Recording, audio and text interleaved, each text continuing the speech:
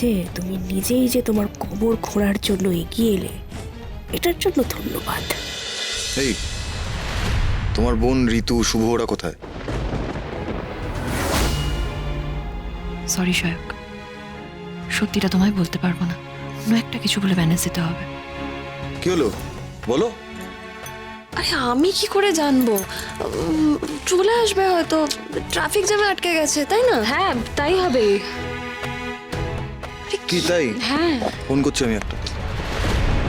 এই রে, সায়ক ফোন করলে তো মুশকিল হয়ে যাবে। এবার শুরু হবে পুরুষদের পারফরমেন্স।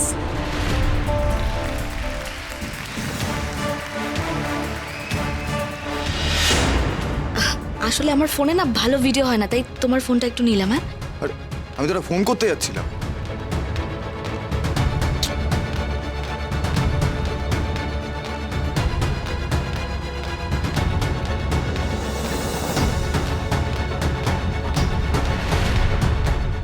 আরে আপনারা চুপচাপ দাঁড়িয়ে রইলেন যে, কি দরকার বলুন। না আসলে সুজয় স্যার আমাদের এখানে পাঠিয়েছেন। আমরা জয়জিৎ সেন শর্মাকে এখান থেকে সেফলি বের করে নিয়ে যাওয়ার জন্য এসেছি। হ্যাঁ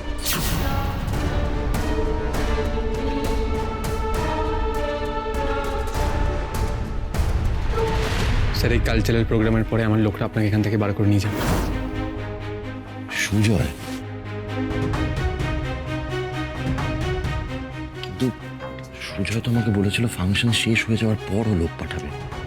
ফাংশন তো এখনো শেষ হয়নি।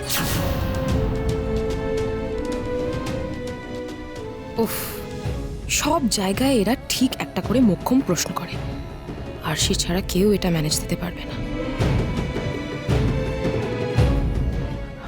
আসলে সুজয়বাবু কোনো রিস্ক নিতে চাননি। হ্যাঁ, প্রথমে আমাদের কাছে এরকমই ইনস্ট্রাকশন ছিল যে প্রোগ্রাম শেষ হলেই আপনাকে এখান থেকে আমরা বের করব, কিন্তু সুজয়বাবু বাইরে গিয়ে বাইরের হাওয়া দেখে বললেন প্রোগ্রামের জন্য কনস্টেবলরা সব ব্যস্ত থাকবে, তো আপনি যদি এখান থেকে বেরোন কেউ কিচ্ছু জানতে পারবে না, আর সেটাই বেস্ট হবে। হ্যাঁ, তাছাড়া প্রোগ্রাম শেষ হলে কিন্তু অনেক কড়া পাহারা বসে যাবে। আজ তো অনেক বড় বড় অফিসাররা এসছেন, তাই আমাদের হাতে খুব বেশি সময় নেই, আমাদেরকে এখনই বেরোতে হবে। তাপস দাঁড়িয়ে দেখছো কি ইডিয়েটের মতন? সেলের দরজাটা খোলো। না মানে ভাবছিলাম যদি একবার সুজয় স্যারকে জিজ্ঞাসা করে দিতাম। ওরে বাবা, এ তো দেখছি বিশাল শেয়ানা। এখন সুজয়কে জিজ্ঞেস করলে তো সবটা খেটে যাবে।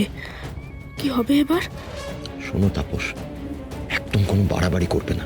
তোমাকে আমি যা বলছি চুপচাপ সেটা করো। খোলো সেলের দরজাটা। ঠিক আছে।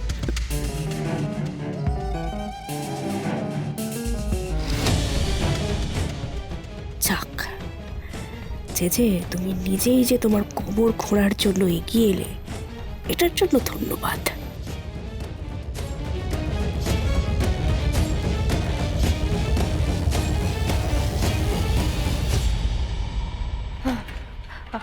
আসুন, চল। আচ্ছা, এক মিনিট। আচ্ছা, আমি যাচ্ছিটা কোথায়, আর যেখানে যাচ্ছি ওই জায়গাটা সেফ তো? হ্যাঁ হ্যাঁ, সেফ সেফ, হ্যাঁ একদম সেফ। আপনার ওয়াইফ আপনার জন্য একদম সেফ জায়গা বেছে রেখেছেন। এরকম সেফ জায়গার কথা আগে মাথাতেই আসেনি ওনার, বলছিলেন সেটাই। আপনি চিন্তা করবেন না, আমাদের সাথে চলুন, আপনার জন্য আপনার ওয়াইফ গাড়িও পাঠিয়ে দিয়েছে।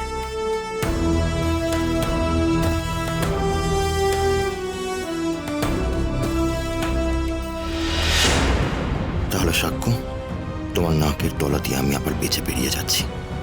তুমি আমার কিচ্ছু করতে পারবে না। যতদিনে তুমি বুঝতে পারবে ততদিন অনেক দেরি হয়ে যাবে। হেসে নাও যে যত খুশি হেসে নাও, তবে আমি তোমায় কথা দিচ্ছি, এই হাসিটাই তোমার জীবনের শেষ হাসি হবে। চলুন, আসুন।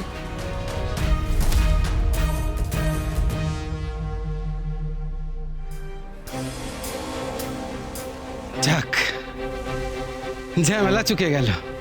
উফ, এতদিন যা চাপ গেল, বাপরে বাপ। আজ এখন যারা হাত পা। যাই একটু প্রোগ্রাম দেখে আসি। হ্যাঁ।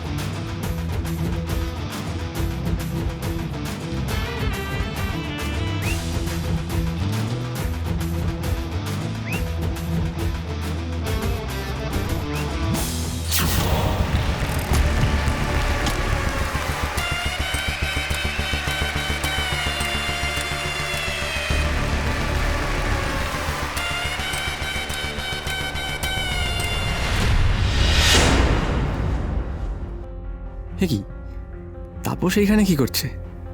ওর তো স্যারের সেলের সামনে পাড়া দেওয়ার কথা। মানে এরা যদি কেউ ঠিক করে কথা শোনে। স্যার আমরা 2 মিনিট আসছে দিক থেকে। হ্যাঁ ওকে স্যার। এই তুমি এখানে কি করছো? তোমার তো স্যারের কাছে থাকার কথা। হ্যাঁ, যে স্যার তো বেরিয়ে গেলেন, তাই তো আমি এখানে এলাম। বেরিয়ে গেলেন মানে কি? হ্যাঁ বেরিয়ে গেলেন মানে আপনারই তো 3 জন লোক এসে যে স্যারকে নিয়ে চলে গেলেন। আমার 3 জন, কিন্তু আমি তো কোনো লোক পাঠাইনি। এরা দুজন এত কি কথা বলছে এখন? আশিদের কোনোভাবে সন্দেহ করেনি তো? কিন্তু ওরা 3 জনই যে বলে আপনি ওদের পাঠিয়েছেন, আমি তো তাও আপনাকে একবার জিজ্ঞাসা করার কথা বলেছিলাম। কিন্তু তারপর যে স্যার নিজেই বললেন যে সেলে তালা খুলে দিতে। আমিও তালা খুলে দিলাম, আর ওরা যে স্যারকে নিয়ে চলে গেল। মাই গড! না না, তার মানে ওরা এখনো পালাতে পারেনি। হ্যাঁ আমাদের ধরতে হবে। চলো চলো চলো। হেই সুজয় ওভাবে ছুটে গেল কেন? তাহলে কি আশি জেজেকে এখান থেকে নিয়ে চলে গেছে আর সুজয় সেটা বুঝতে পেরে গেছে?